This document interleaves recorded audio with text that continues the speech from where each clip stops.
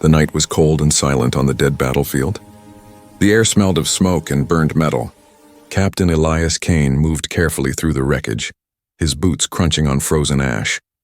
He was the last survivor from his squad, or so he thought. His flashlight flickered weakly, showing pieces of armor, broken weapons, and shattered helmets. He had seen too many battles, too many bodies. But this one felt different. Something was wrong here. The sky itself looked strange, glowing with a soft blue mist that shouldn't exist on this planet. Elias was searching for supplies, maybe a working radio, maybe another survivor. His breathing echoed in his helmet, each sound reminding him how alone he was. Then he heard it, a voice. Faint, shaking, almost too soft to be real. "Kill me, quickly!" Elias froze. His finger tightened around his rifle. He turned toward the sound, every muscle tense. "Who's there?" he shouted. "Identify yourself!" The only reply was another whisper, trembling and desperate. "Please kill me quickly." He followed the voice through the wreckage. His light caught a piece of silver fabric, a torn survival blanket. Under it, something moved. Slowly, he knelt and lifted the edge, and then he saw her. An alien girl, pale blue skin, white hair stuck to her face with blood. Her eyes glowed faintly like dying stars. She was young, maybe his age, but her body looked broken in every possible way. Her arms bent wrong, her legs twisted.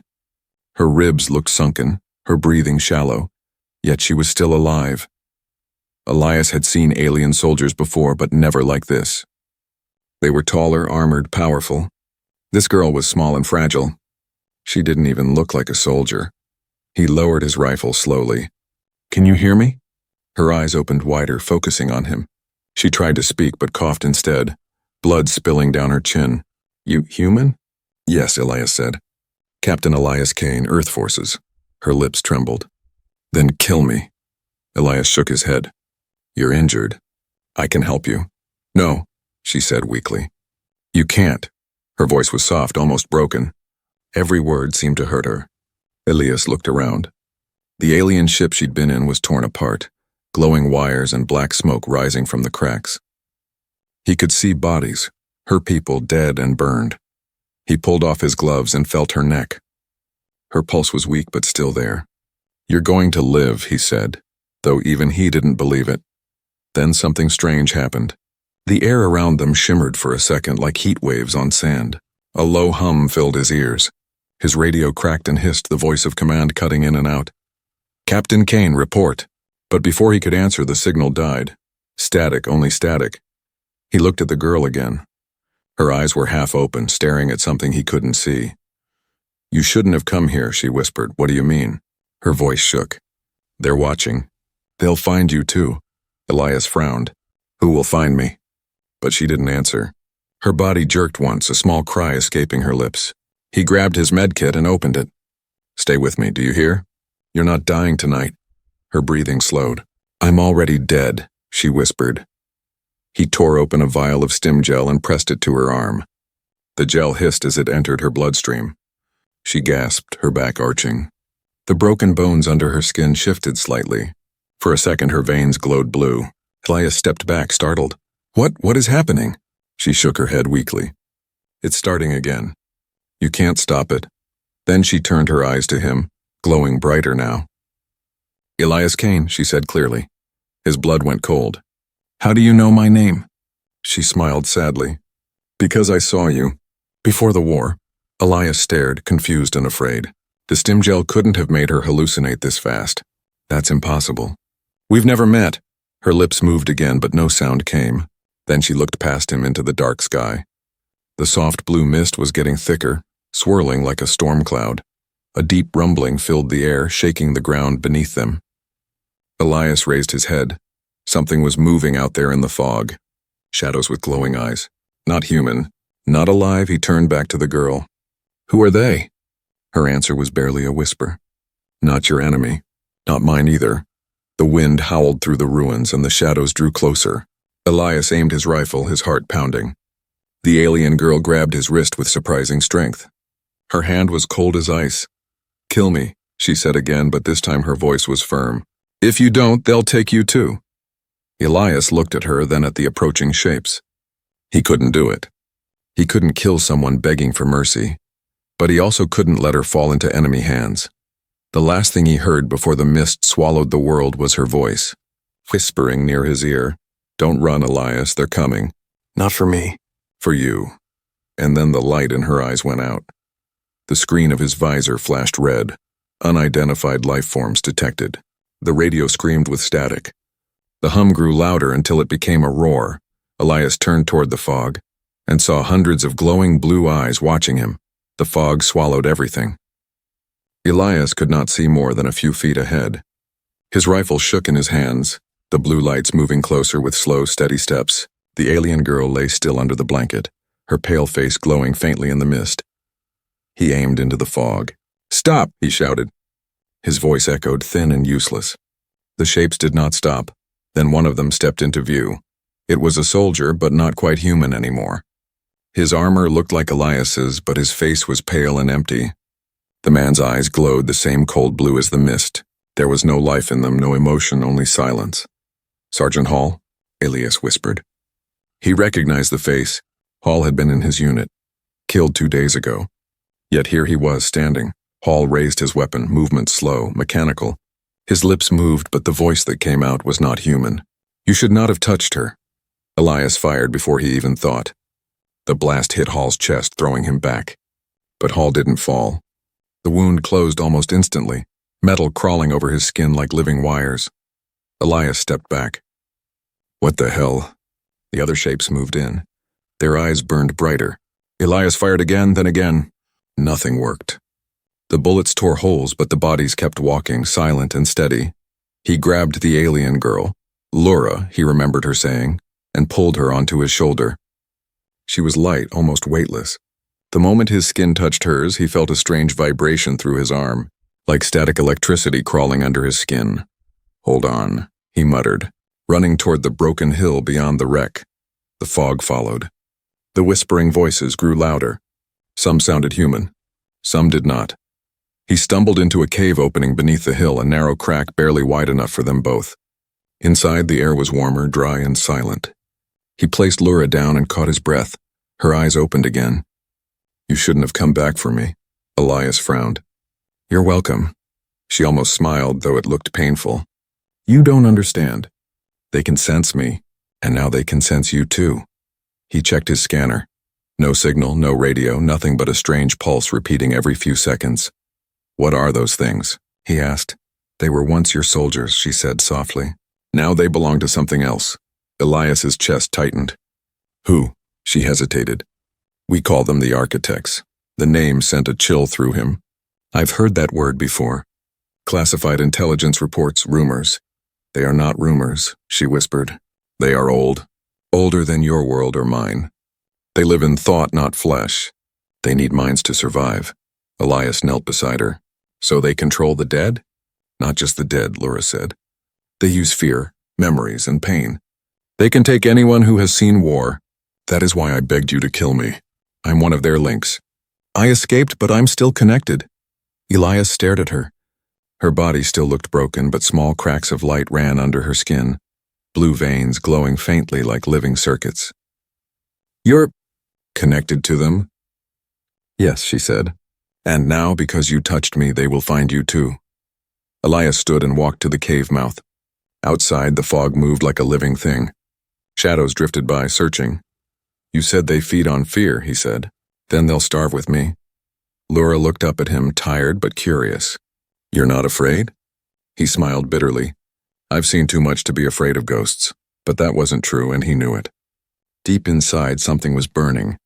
A faint hum in his head, the same pulse he'd heard through the radio. It grew stronger every minute. Laura reached for his hand. Her touch was cold. "It's already inside you." He jerked his hand away. "What? You're marked now," she said. "You will see what they want you to see." The cave flickered. For a brief moment, Elias saw something impossible. Shapes made of light crawling along the cave walls, whispering in 1,000 voices. The air trembled and his vision blurred. He fell to his knees. "What is this?" "Reality," she said. "Their version of it." When he blinked, the lights were gone and the cave was quiet again. Only Laura's soft breathing filled the silence. Elias sat against the wall, wiping sweat from his forehead. He wanted to ask more, but he could tell she was fading again. Rest, he said. We'll move at dawn, Laura nodded weakly. You should not try to save me, Elias Kane.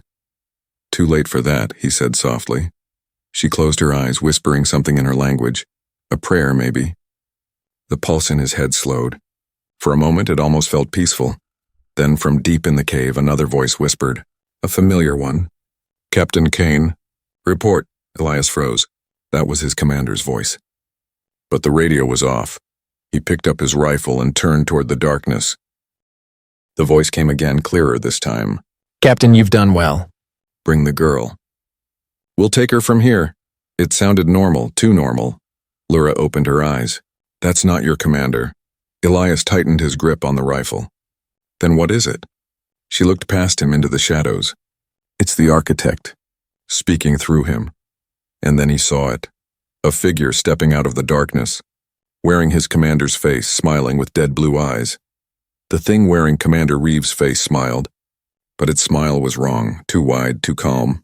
Its eyes burned with cold blue light, and when it spoke, its voice came in layers like many whispers stacked together. Elias Kane, it said. You were never meant to find her. Elias aimed his rifle, hands shaking. You're not Reeve, what are you? The creature tilted its head. We are the ones who built your wars. You call us the architects. Laura tried to rise, but her broken body could barely move. Her voice was weak. Don't listen. Every word it speaks is a trap. The creature's grin widened. You told him, didn't you, little one? You told him our name. Such a careless thing, Elias fired. The bullet tore through the thing's head, but instead of falling, it dissolved into blue dust. The dust floated in the air, forming strange glowing symbols that burned themselves into the cave walls. Elias stepped back. What in God's name? The symbols began to move, glowing brighter. The air trembled. Laura screamed, Don't look at them, she cried. Close your eyes. Elias turned away, but not fast enough. For a heartbeat, he saw something through the light. Flashes of war, worlds burning, human ships and alien fleets fighting side by side, then turning against each other. Every image came with pain, sharp and hot in his skull. When the light finally faded, Elias fell to his knees, gasping for air. Laura crawled closer. They showed you the truth, she said softly. Now you've seen what they really are. He looked at her, eyes full of confusion. What did I just see? The architects, she whispered, they live between thoughts. They shape minds. They made your kind and mine fight for centuries just so they could feed on fear. Elias stared at her. That's impossible. You're saying they control both sides of the war? Laura nodded slowly.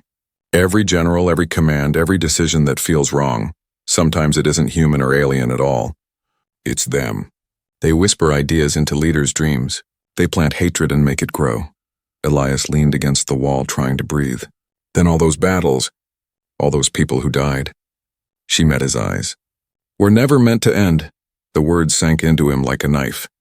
The anger in his chest grew heavy. Then why me? Why now? You're one of the few who can see through them, she said. You've been touched by their light but not broken. That's why I called your name. I needed someone who could fight them without losing their mind. He shook his head. Fight them? With what, a rifle? No, she said softly. With truth, he laughed bitterly. Truth doesn't stop bullets. Laura didn't answer. Instead, she raised her hand. The broken bones in her arm began to move, cracking and shifting. Blue light spread through her veins, and the wound started to close. Elias stared in shock. You're healing. I told you, she said, voice trembling, I'm not like the others. The architects made me as their messenger. I escaped, but they still live inside me. I can use a little of their power, but it burns me every time. He reached out, hesitated, then placed a hand on her shoulder. You saved me out there. You could have left me to die. Her eyes glowed faintly. I didn't save you, Elias. I changed you. Before he could ask what she meant, the ground beneath them rumbled. Dust fell from the ceiling. A deep vibration rolled through the stone. They found us, Laura said. Elias grabbed his gear and helped her up. They moved deeper into the cave, their lights flickering against walls covered in strange markings. The deeper they went, the more the rock seemed to breathe. What is this place? He asked. A memory, Laura said. My people built tunnels like these to hide from the architects. They thought if they buried themselves deep enough, the voices would stop. Did it work? She shook her head. No one ever came back out. The tunnel opened into a vast underground chamber. The floor shimmered with liquid light. Rows of glass tubes stretched across the space, each holding a floating body, half human, half alien, connected to machines. Elias's breath caught. Dear God, what are these? Experiments, Lura said. The architects are building something new, something that can survive both in flesh and in thought. A being that can live in any world. He stepped closer to one of the tubes. Inside floated a body that looked human, except its eyes were glowing blue. Then he froze. The face looked familiar. It was his. Lura's voice was almost a whisper. They copied you. You were one of their first hybrids. That's why you can see them. That's why they want you. Elias stumbled back, shock flooding his chest. No, that can't be true. It is, she said. They built you for war, Elias, but maybe you can end it. Before he could answer, one of the tubes cracked. A thin hiss filled the air. The body inside opened its eyes and whispered in his voice. Welcome home. The chamber lights flared blue. Alarm screamed. Lura grabbed his hand. Run, she said, before they wake the rest. And together they ran, as behind them hundreds of glowing eyes opened in the dark. The sound of breaking glass followed them through the tunnels. Every echo felt alive, every shadow seemed to move. Elias ran beside Lura, her hand gripping his tightly, though she could barely stand. The air was thick with blue mist, and the light behind them grew brighter as the awakened hybrids began to rise. Keep running, Elias shouted. They won't stop, Lura gasped. They were made to hunt anything that disobeys the architects. Especially me. The tunnel twisted and sloped downward, opening into a hollow cavern where streams of silver light dripped from the ceiling like rain. The walls pulsed softly as if breathing. Elias finally stopped to catch his breath. We need to hide. Lura pointed to an opening in the rock. There. The energy is weaker there. They won't sense us right away. They slipped inside a smaller chamber. It was quiet except for the faint hum of machinery buried under stone. In the center of the room stood a massive metal plate, covered in the same symbols Elias had seen burning into his vision before. He shined his flashlight on it. What is this? Lura's eyes darkened. It's a memory gate. The architects store information inside living minds. If you touch it, it will show you everything you've forgotten.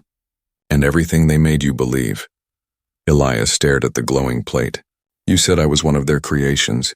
Prove it, Lura hesitated. You don't want that pain. I need to know, he said. No more lies. Slowly, he placed his hand on the surface. The metal was cold, then burning hot. Images flashed behind his eyes. He saw a laboratory, bright white and full of machines. Rows of pods lined the walls, each holding a person who looked like him. Scientists in armored suits monitored glowing screens, their faces hidden behind masks. A voice echoed in his head. Subject 12, human genome adaptation successful. Neural obedience stable. Then he saw himself strapped to a table, screaming as light poured into his veins. His mind filled with the architect's whispers, showing him wars that hadn't yet begun. He pulled his hand away, falling to his knees. His heart pounded so fast it hurt. Lura knelt beside him, her expression full of sorrow. Now you know. Elias looked up at her, his voice shaking. I wasn't born. I was built. Yes, she said. They made you to lead. To command humans in the next phase of their war. He covered his face with his hands. All this time I thought I was fighting for Earth. I thought I was protecting people. Lura placed her hand on his arm. You were protecting what was left of your heart. They can create bodies but not souls. That's why they failed. You were different. You felt too much. Elias looked into her glowing eyes. And you? What are you, really? She took a slow breath. I was made the same way, but my body came from my people. They used our DNA with human blood. I was meant to be your opposite, the alien commander to your human one. Together we were supposed to open a bridge between worlds, a door for the architects to come through. He stepped back, anger mixing with fear. So all of this, me finding you, saving you, it was planned? Not anymore, she said quietly. I broke free. When I saw what they wanted, I ran. They hunted me across planets until my ship crashed here. Elias stared at her, his voice low. Why didn't you tell me sooner? Would you have listened? She asked softly. Would you have trusted me if I said you were one of them? He wanted to argue, but he couldn't. Deep down, he knew she was right. He sat down on a stone ledge, exhausted. So what now? I can't change what I am. Lura knelt in front of him. Maybe not, but we can decide what we do with it. You were made to obey, but you don't have to. You can use what they gave you against them. Elias frowned. How? The architects built a control network, she said. It links all their soldiers, humans, aliens, hybrids, through one source, the core. Destroy that, and every mind they control will be free. Where is it? Her eyes lowered. At the heart of the world. Beneath the battlefield. That's where I was going before I crashed. Elias clenched his fists.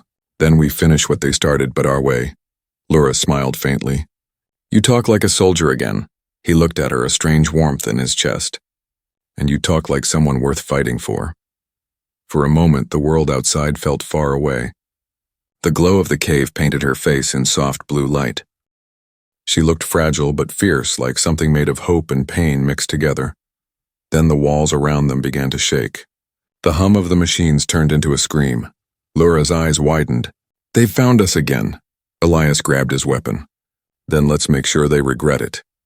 The ground cracked open, and from the darkness below, voices rose, thousands of whispers blending into one terrible sound. As the light turned blinding blue, Lura whispered close to him, If you live, the galaxy dies. If you die, it might survive. He turned toward her, confused. What does that mean? But before she could answer, the cave exploded in light and everything went white. When Elias opened his eyes, he wasn't sure if he was alive or dreaming. The ground beneath him pulsed like skin, soft and warm, glowing faintly with blue veins. The air hummed with a low rhythm, like the beat of a massive heart somewhere deep below. He sat up, dizzy. The cave was gone. Around him stretched a metallic valley, endless towers of glass and silver, all moving, breathing, alive. It looked like a city built inside a living creature. Lura lay beside him, eyes half open. The glow under her skin had grown stronger. We're here, she whispered weakly. Where? Elias asked, his voice trembling. Her eyes moved toward the horizon where a giant sphere floated above the ground, huge and radiant, surrounded by streams of blue energy. The architect core, she said. The heart of everything they control. Elias stood staring at the glowing structure. He felt its vibration in his bones. Every heartbeat from that sphere seemed to echo inside him. How do we destroy something like that? Lura smiled faintly. You don't destroy it with guns. You destroy it with choice, he frowned. What does that mean? It means the core doesn't live in metal. It lives in minds, she said softly. It feeds on what people believe. Fear, hate, guilt. These are the wires that keep it alive. As she spoke, the ground shifted. Metal tendrils rose from the floor, forming pathways leading toward the sphere. Symbols glowed along them, pulsing with each beat. Elias gripped his weapon. Then we walked right into its heart. They followed the glowing path. The closer they came, the stronger the hum grew, until it wasn't just sound, it was memory. Elias saw flashes of his past bleeding into the air around him, his squad laughing before a mission, the explosion that killed them. His own hand trembling, holding a photo of his mother. Then he heard a voice. Elias, he froze. It was her voice, his mother's. He turned. She stood there, whole and smiling, just as he remembered. My boy, she said softly. You finally came home. Elias's heart twisted. You're not real. Does it matter? She asked gently. I missed you. He took a shaky step back. You're part of it. The core. Her smile didn't fade. It doesn't want to hurt you. It only wants peace. You've suffered enough, Elias. Let it end. Lura's voice broke through the illusion. Don't listen! It's trying to pull you in. But the warmth of his mother's presence was too real. Her smell, her eyes, the way her hand reached for his cheek. You can rest, she whispered. No more war. No more pain. He wanted to believe her. He wanted it so badly, then he saw it. The reflection in her eyes. Not his mother's reflection, but the core itself, vast and pulsing, watching him through her face. He stepped back. You're lying. The image flickered and the warmth vanished. In its place, he saw rows of human soldiers kneeling in silence, their eyes glowing blue. Each one moved like a puppet, connected by streams of light to the core above. Lura grabbed his arm, pulling him away. Now you see what peace means to them. Obedience. Elias stared in horror. They've taken everyone. Yes, she said. Humans, aliens, all connected. The architects used the core to control every thought, every emotion, This is their machine heart. He clenched his fists. Then we stop it. Whatever it takes. They reached a massive bridge leading into the sphere. Inside, everything shimmered like liquid glass. Figures formed out of light. Faces of people Elias once knew. Commanders, soldiers, friends, all speaking in one voice. Join us, Elias Kane.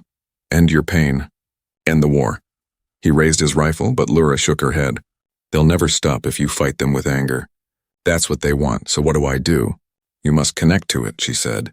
You're one of them. You can reach the core's mind. If you make the right choice, you can shut it down. Elias looked at her, fear flickering in his eyes. And if I make the wrong one? She looked away. Then you'll become part of it forever. He stared at the swirling heart ahead. If this kills me, what happens to you? Her voice softened. Then I fade too. We were made from the same pattern. If one dies, the other follows. For a moment, silence. Only the heartbeat filled the space between them. Then Elias stepped forward. Then we ended together. He reached out and touched the glowing wall of the core. Instantly, his vision exploded. Light. Memories. Screams. He saw every battle he'd ever fought, but now from both sides. Humans dying, aliens crying, children hiding from fire. He saw Lura's face, young and innocent before the experiments. He saw himself as a child inside a lab, reaching for a mother who never existed. The core's voice echoed all around him. You are our creation. You belong to us. He gritted his teeth. Then I choose not to. He drove his hand deeper into the light. Pain tore through him. Sparks flew from the core. Lura screamed his name as the entire chamber began to collapse. The voices turned to shrieks. The blue glow dimmed, and through the chaos Elias heard one last whisper, soft and cold. You can't kill what built you. Then everything went black. Elias floated in darkness. No sound. No air, no time. Only silence, broken by a faint heartbeat that wasn't his. Then came the whisper.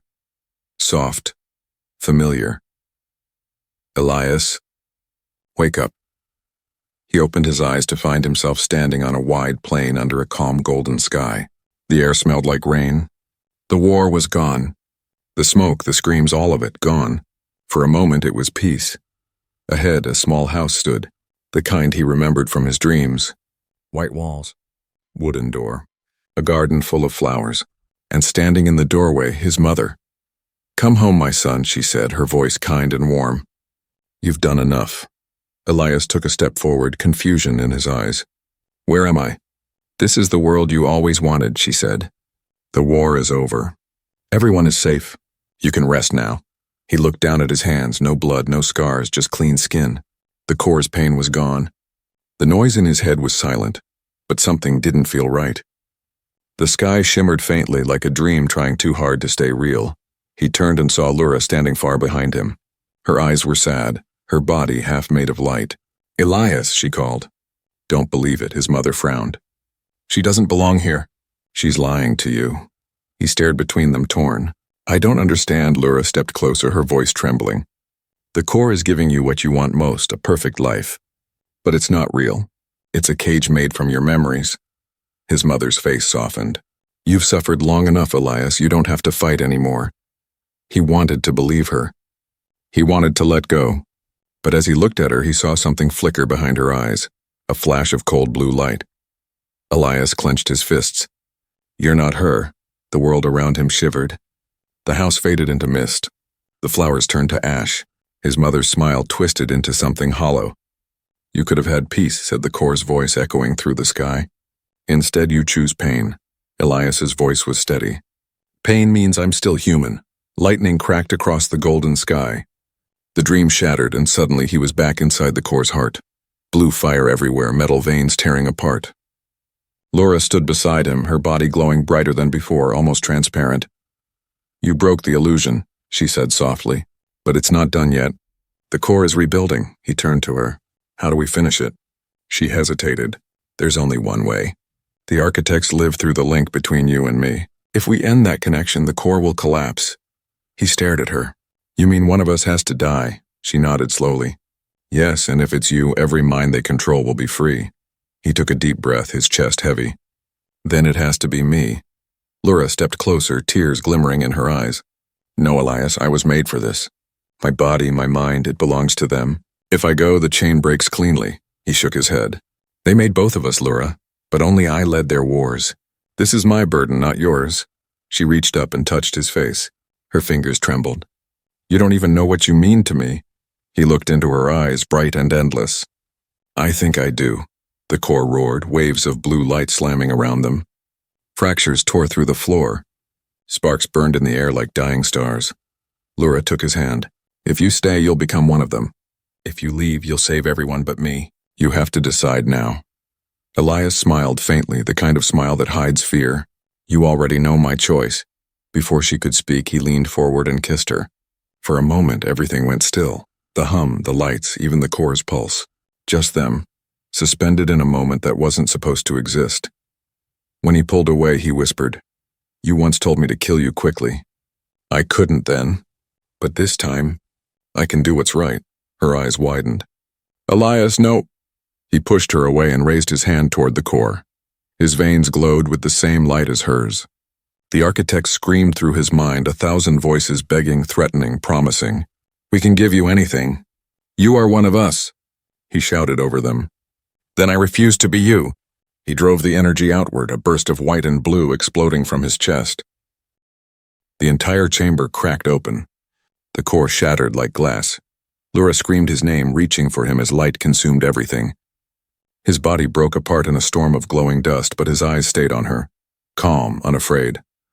Be free, he whispered, and then he was gone. The core collapsed, the blue light fading to nothing. Silence fell across the world. Laura dropped to her knees, tears of light falling down her face. Around her, the echoes of war faded. The architects were gone. But so was he. Silence.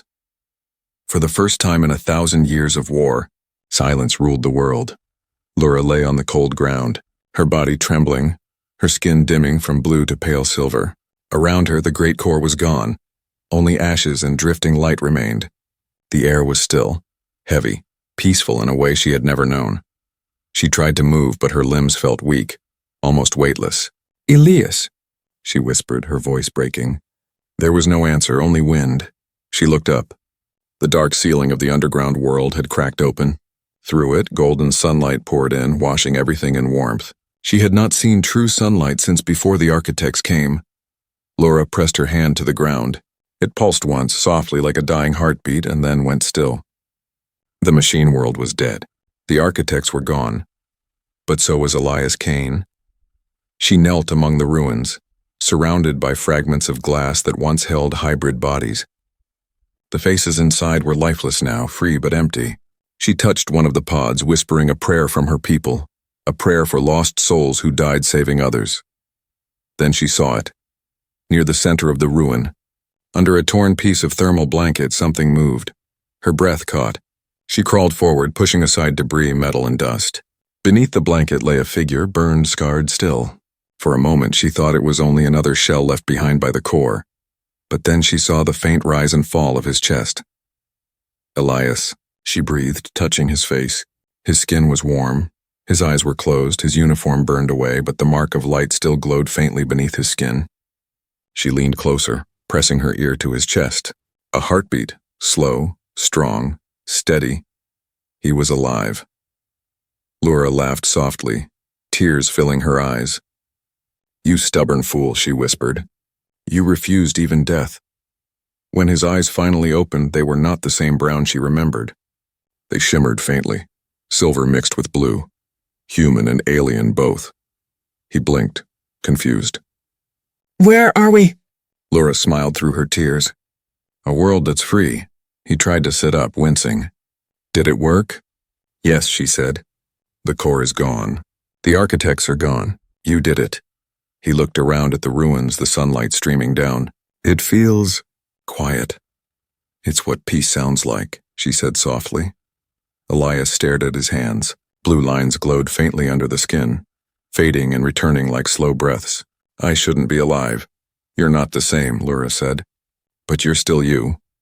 He looked at her and smiled weakly. That's enough for me. They sat there together as the light grew stronger, warming their faces. Above them, the sky was changing. The endless blue mist had vanished, replaced by clear air and drifting clouds. For the first time, birds returned to the land. Their cries echoed faintly through the broken chambers. Laura watched them with wonder. Do you think humans will ever know what you did? Elias shook his head. They don't need to. If they're free, that's enough. She nodded slowly, her eyes soft. You sound like one of us now. He chuckled, the sound dry but warm. Maybe I am. Maybe we both are something new. They sat in silence for a while, listening to the wind. Then Laura looked down at the blanket that had covered him, the same one she'd once hidden under when she begged him to kill her. She ran her fingers over it, remembering that moment. The fear, the pain, the cold voice in her head. All of it was gone now. The blanket, once a symbol of death, now covered life. She smiled. Funny, isn't it?